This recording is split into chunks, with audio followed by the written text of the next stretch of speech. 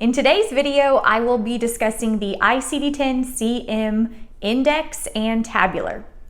For a new student, it's extremely important to build a solid foundation in the beginning of your training. That way you can build upon that foundation and be a successful coder. As you probably already know, the main index has 4 parts. Today we will just be covering the main index. In addition to the main index, we will be going over the tabular list, and I plan to make an additional video to go over the coding conventions. If you have any questions, let me know. Main index versus tabular, ICD-10-CM. Index.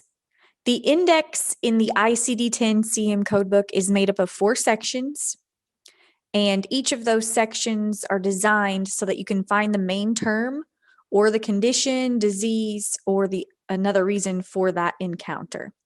And the 4 sections are the index to diseases and injury, table of neoplasms, table of drugs and chemicals, external cause of injuries index.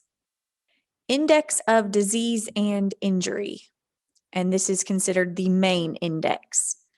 So because it's so easy to get lost in all of the pages of the ICD-10-CM codebook, the book will have the condition, chapter, or other indicator either at the top corner of the page or on the outer colored edge of each page.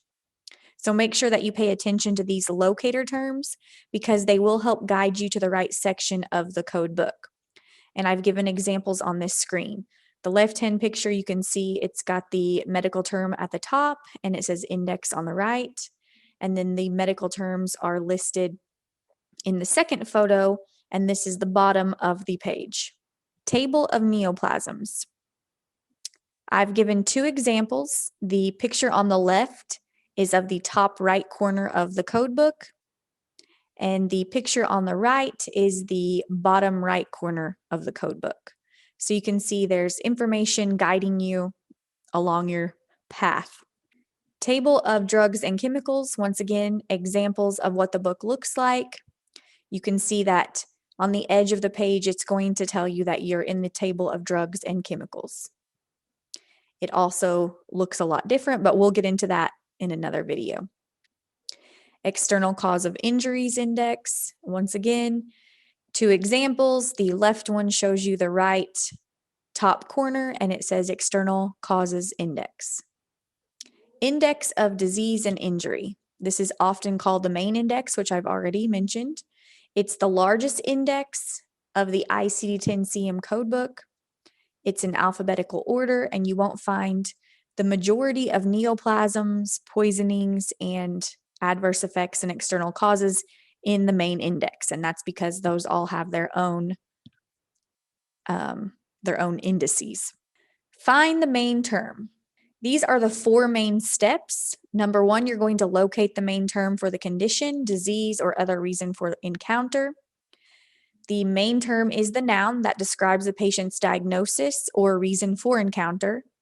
The main term must be abstracted from the provider's documentation in the medical record, and then the coder will actually read through the documentation for that encounter, abstract the diagnosis or condition or another reason for that encounter, and then locate the codes for those reasons and assign them to the claim. Number 2, check cross-references, subterms, or non-essential modifiers. So once the main term is located in the main index, there may be a cross-reference that tells you to see condition, and this tells the coder to look elsewhere for that code. That means look it up by the condition rather than the term that you may have initially located. This is a common thing to see when looking up diagnoses that are located at specific anatomical sites. Subterms are indented under the main term to indicate that they pertain to the main term and to identify variations of the main term. Subterms are considered essential modifiers because they impact the code that is selected. And non-essential modifiers are words located in parentheses next to the main term or a subterm. And main terms and subterms were discussed in another video. So if you want to check that out, the video is called Main Terms and Subterms, and it can be found on my YouTube channel. Number 3, locate the code in the main index. Once the main term or subterm has been located and any non-essential modifiers and cross-references have been noted, look to the right of the term to find the ICD-10-CM code. And just because you found a code in the main index does not mean you're done. Number 4, verify the code in the tabular list. Now, this is going to be the very last part that you have to do no matter what. You always have to reference the tabular. So now that you've found that code in the tabular list, you're going to make sure that you assign all necessary characters to the code. In the tabular, you will find info on sequencing and guidelines that govern code selection. Example, let's say you are a new coder and you must abstract the diagnosis from this scenario. Presenting condition, patient presents with knee pain. The patient describes the pain as a dull ache, 4 out of 10, which increases to 8 out of 10 with sharp intermittent pain when walking downstairs, squatting, and jogging. It is aggravated by walking up or down stairs, walking for more than 30 minutes, and standing after sitting at work too long. Testing, the provider ordered an x-ray of the right knee. Nothing abnormal was detected. The diagnosis is knee pain. So, as a new coder, you decide to select the main term knee. You've got your code book out, you're thumbing through it, you're in the main index, and you're looking up knee, and it works just like a dictionary. So you're in the Ks, and you find knee. I've highlighted it on the left-hand side of the screen, and the main term is bold. You can see it's nice and bolded. And then there are 2 lighter gray lines that run the length of the screen. And these help you follow the indentations or the subterms under the main term. So for this one, under knee, there are no subterms, and it actually gives us a cross-reference that says see condition. So now we are going to look up condition. On the right-hand side of the screen, I've highlighted the main term condition. As you can see, there are no subterms, and it's now giving us the cross-reference see disease. So on this example, you can barely see it at the top. I cut my picture a little too short there, but this is the disease main term, and you are going to follow that first gray line down, and you're going to find joint because the knee is a joint. You could also go ahead and look through all of the subterms under disease, and you're not going to find knee. That's why you've got to think outside of the box. What is the knee? It's a joint. And this is giving us the cross-reference to see also disorder, joint. So now we're going to look up disorder. As you can see on this example, we are under the main term disorder, and that first gray line is an indent with subterms listed. And we are looking for joint because that's what the last cross-reference told us to look for. So now that we have found joint, we're going to indent again and get more specific. And we've now found pain, and the cross-reference says see pain joint. So on this example, we're now under the main term pain, subterm joint, and we've indented over again to get more specific, and now we have found knee, M25.56. So as you can see, this is the long way around. Even though you selected the wrong main term because you actually should have selected pain in the beginning, but as a new coder, these things don't always come as easy as you think they would. However, you were led back to the correct code. Now, this won't always happen, so make sure you understand what a main term is. And now that we've gotten our code, M25.56, we need to complete it because that hyphen indicates to us that that code is not complete. Also, that black box with the check mark in it is telling us that it needs more. If we were to assign the M25.56 without completing it, it would be an invalid code and the claim would be rejected. So now our last step is to reference the tabular list. Tabular list. There are important guidelines that pertain to using the tabular list. In the AMA ICD-10-CM codebook, which is the one that I prefer to use, a complete list of guidelines can be found in the front of the codebook. The guidelines can also be found online by doing a search for the official coding guidelines. You can always type in like 2021 ICD-10-CM official coding guidelines, and it should be the very first thing that pops up on a search. And I like to use the online version of the guidelines because I'll use the Control F feature on my computer, which is the find, and it will scan the entire document for specific words. So you just hold down Control F, a little box pops up, and then I can type in like HIV, diabetes, whatever, and it will find all of those in that document. So it kind of helps you find the guidelines that are specific to that diagnosis. And many code books include a different colored or shaded edge for each chapter, and that helps to locate codes more quickly.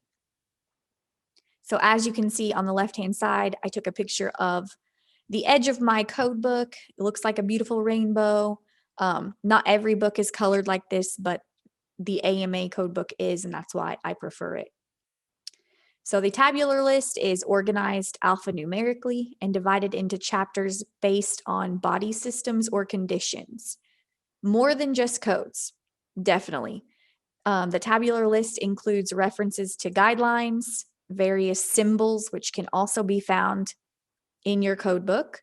There are notes and other conventions to help with code selection. And then you must be familiar with the coding guidelines in order to use the tabular correctly. Here is a list of chapters of the tabular list. You can pause this and read over them. Format of the tabular list. The tabular list is formatted and organized based on sections, categories, subcategories, and codes. Categories are 3 characters. If a 3-character category is not further subdivided, then it is considered a code. And this is something that a lot of students of mine struggle with when I'm referring to categories in the tabular list. It always confuses them. So make note that a category is 3 characters. Each time a subcategory is added, it adds more detail to the code. 3-character categories are listed on the left of the columns, with subcategories and codes indented beneath the category and any additional subcategories. For a code to be reportable or valid, it must be extended to the full amount of characters possible. So going off of the previous example, we found code M25.56 in the main index.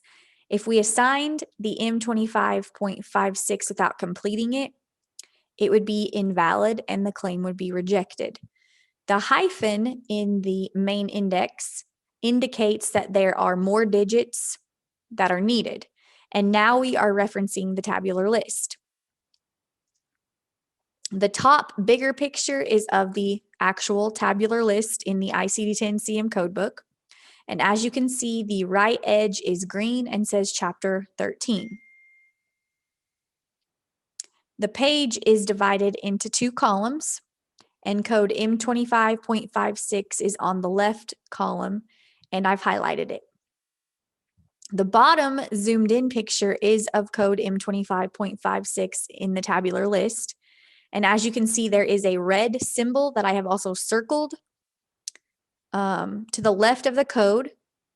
And this symbol tells us that the code M25.56 is not complete and needs a 6th character. We must choose one of the 3 codes listed below M25.56 that are indented. And remember, the more it's indented, the more specific it's going to get. So for this example, we would select M25.596 because the example we reviewed did not specify which knee. Reporting the code with the most possible characters is referred to as coding to the highest level of specificity, and specificity is the amount of detail needed within a code description. Category example. So I said that students of mine tend to struggle with category, finding the category, so I wanted to go over a quick example. The picture on the right is of category E11. You can see that there is a symbol out to the left of that. It's red, has a check mark, has a 4 in it, indicating to us that it's going to need 4 characters to be complete. We'll get into that at a later in a later video, but for now, just focus on E11. That is the main category. And as you can see underneath the main category, there are many different conventions. There's includes notes, there's some red print that is important, and then it excludes one note. And those are just examples of what you will find at the beginning of a category. And it's always important that you reference the category and don't just go and look straight for that code and be done. You've always got to reference the category. Tabular list coding conventions. Conventions are certain guidelines that are applicable to the entire tabular list, and these should be understood before diving right into the code book, because you want to make sure that you understand what all of these conventions mean. So a list of the conventions can be found in the front of the ICD-10-CM codebook. Conventions are general rules for the use of ICD-10, and I've listed some examples. There's the abbreviation NEC, NOS, other, unspecified, includes notes, excludes notes, and with, code also, sequencing instructions, etiology and manifestation notations, etc. And I plan to go over all of these in another video that I'll be making in the future. So make sure to keep an eye out for those. Now let's go over a very simple example. The diagnosis for this example is pneumococcal pneumonia. Now we know from studying medical terminology that pneumococcal is a name for any infection caused by bacteria called Streptococcus pneumoniae or pneumococcus. So as you can see in the picture on the left, we have looked up pneumonia and we have found pneumococcal, and then it's given us the code J13. So now we're going to reference that in the tabular as our final step. We've looked up category J13, and it says pneumonia due to Streptococcus pneumoniae, which may be confusing because it doesn't necessarily match the diagnosis of pneumococcal pneumonia. That's why it's important to know medical terminology. The tabular list does not always match the wording of the diagnosis. The end. As always, thanks for watching. Make sure to hit that subscribe button.